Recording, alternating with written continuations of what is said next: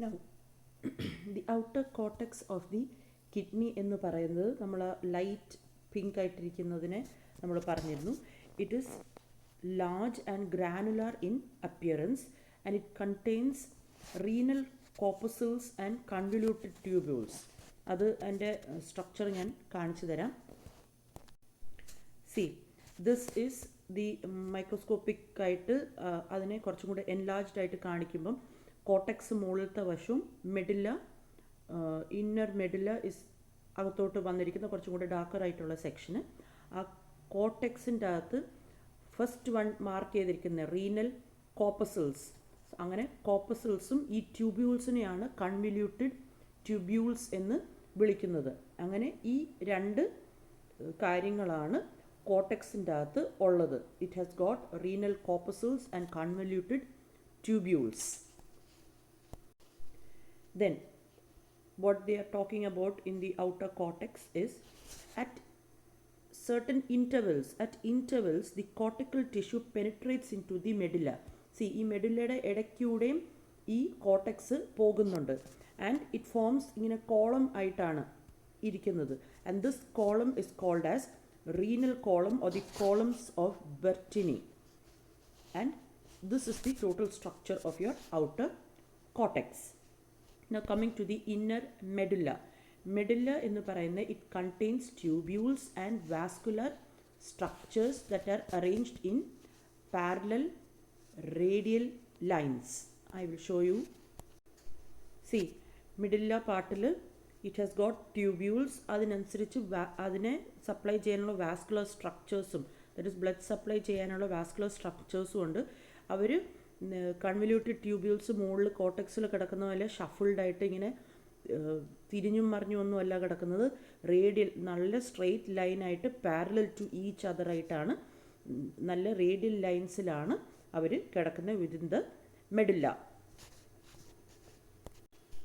And this medullary mass എന്ന് പറയുന്നത്, ഈ ഓരോ ട്രയാങ്കിൾസ് എന്ന് പറയുന്നത് they are divided into 8 or 18 medullary or malpighian pyramids.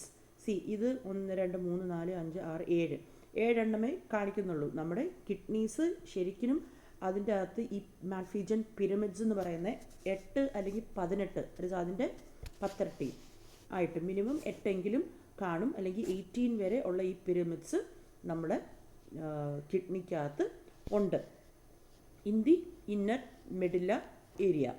And the broad base എന്ന് പറയുന്നത്, സി, ഇതിൻ്റെ ഈ പിരമിഡിൻ്റെ broad space is closer to the cortex and the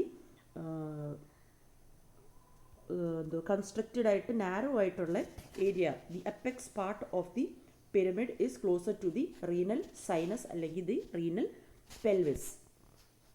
Okay, and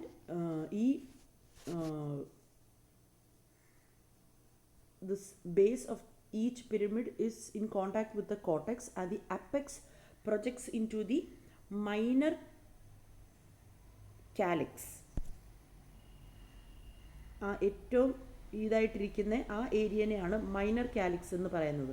minor വരുവാണെന്നുണ്ടെങ്കിൽ ഇനി നിങ്ങൾ മനസ്സിലാക്കിക്കോണം, there will be a major calyx. So കാലോസ് എന്നും പറഞ്ഞുകൊണ്ട് ഇവിടെ മാർക്ക് ചെയ്തിട്ടുണ്ട് ഏറ്റവും മുകളിലായിട്ട്. They are the minor calyx. ഒന്ന് പറയുമ്പോൾ ഒരു സിംഗുലറായിട്ട് പറയുമ്പോഴാണ് കാലിക്സ് CALYX എന്ന് പറയുന്നത്, അല്ലെങ്കിൽ കാലോൺസ് എന്ന് പറയും. So this is the structure of the inner medulla. Now coming to the renal sinus അല്ലെങ്കിൽ the renal pelvis. Renal sinus consists of the following. എന്തൊക്കെയാണ് അതിൻ്റെ അകത്ത് കാണുന്നതെന്നുള്ള ഈ റീനൽ സൈനസിൻ്റെ അകത്ത്? The upper expanded part of the urethra is called as the renal pelvis. ആ renal pelvisൻ്റെ അകത്ത് there are 2 or 3 major calyxes and about 8 minor calyces.